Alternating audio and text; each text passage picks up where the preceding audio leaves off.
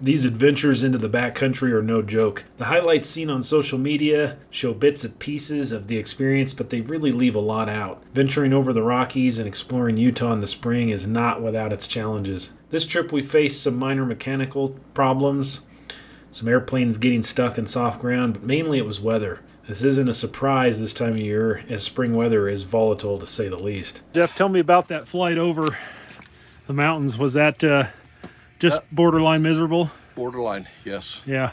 You see ground speeds of like 50 miles an hour and getting beat up, and we're at 17,000 feet and it's freezing. No place you want to be, 12 degrees.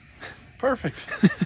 We looked at our options over the course of several days before deciding to push into Utah before a big storm hit, knowing that we would have to endure it for at least one day and night. The storm did not disappoint, with high winds all night. I didn't sleep more than an hour.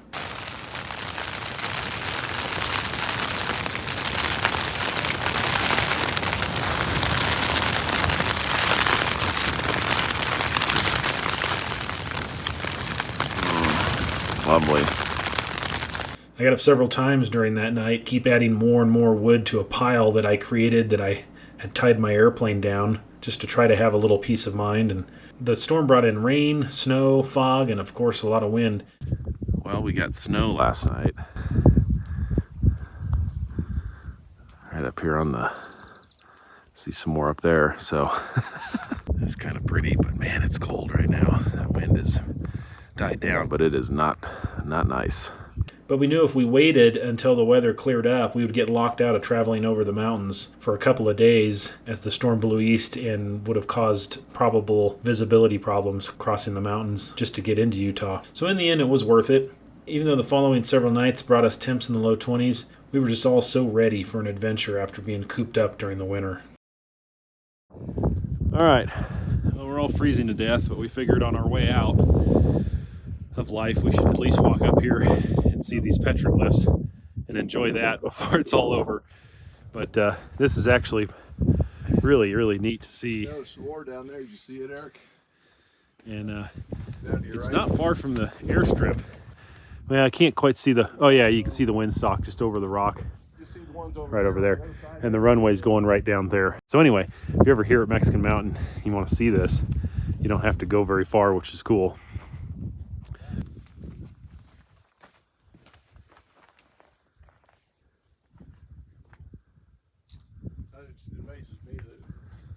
Yeah, there's some more there. It's pretty cool.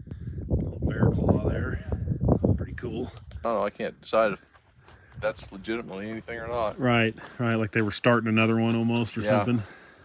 Either that or if it was just scrape marks from sliding down the mountain. I can't tell. It's all cool though. It is. That one's got a lot of different stuff on it when you stop and look. That's quite a view though from up here, man. We were deciding that's like a hip bone from a very, very large dinosaur. Okay, maybe it's just a hypothermia setting in and our brains are starting to run wild. Hopefully the viewers at home see what we're talking about.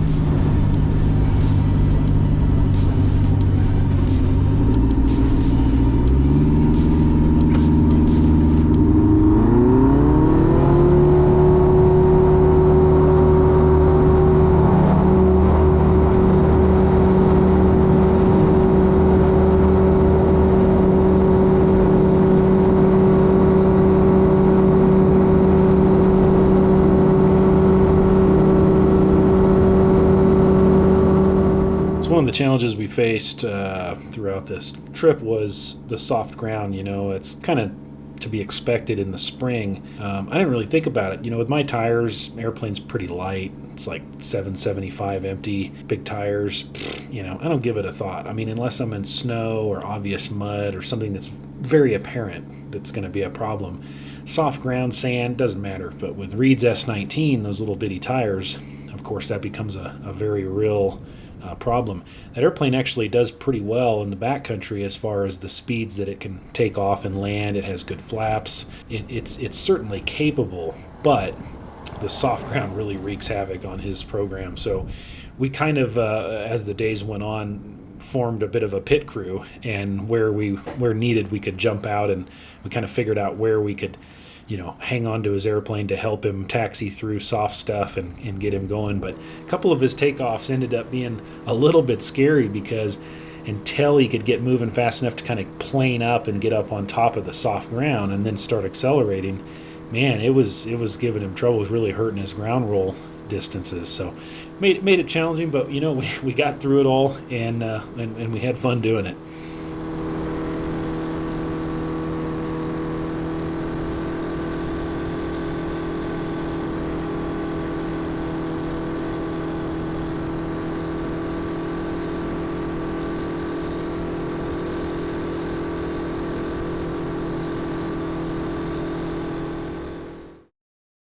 Well, we were going to go flying today, but instead we thought we'd do some sciencing on the ground. And we've managed to rig up enough crap to charge Jeff's battery for his airplane. At least we hope. So far. And nothing's on fire or smoking yet. Oh, look at that. Look at that. We're getting off the desert today, boys. We got her going. Our little hokey, rinky-dink method worked. We had to have Reed charge that jump box in his plane, and then we charged the battery and it's running. So anyway, we're gonna do a little flying now.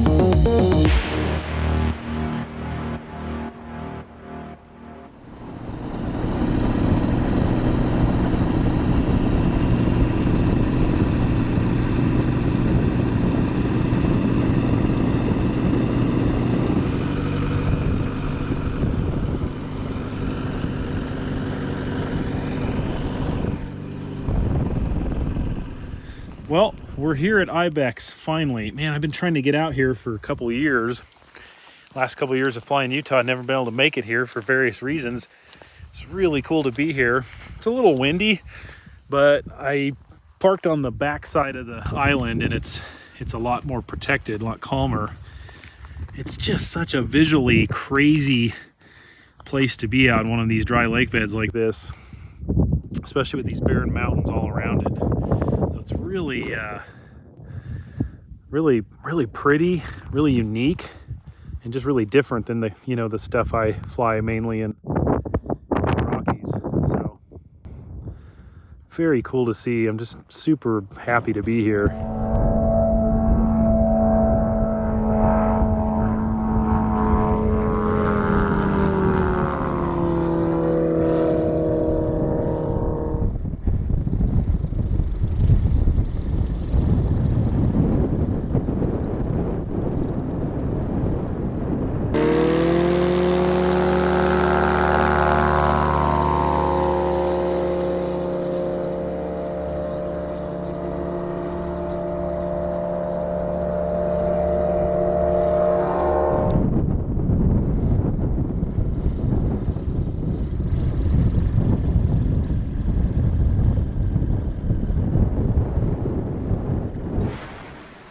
All right, guys, we're going to start wrapping that one up here. I appreciate you watching. Stay tuned. I'm going to put one little segment in after this that was pretty entertaining. We gave new meaning to Apple's airdrop, and I got to give credit to Eric for thinking this one up. This was a good adventure, not without its challenges. It was a good time, good group of guys, and thank you all for watching. If you guys want to support this channel directly to help ensure that I can keep doing these videos, this is my Patreon. But anyway, thanks for watching. If you guys enjoyed this, I'd appreciate a thumbs up and a subscribe if you're not already. All right, guys, you know the deal. We'll see you on the next one.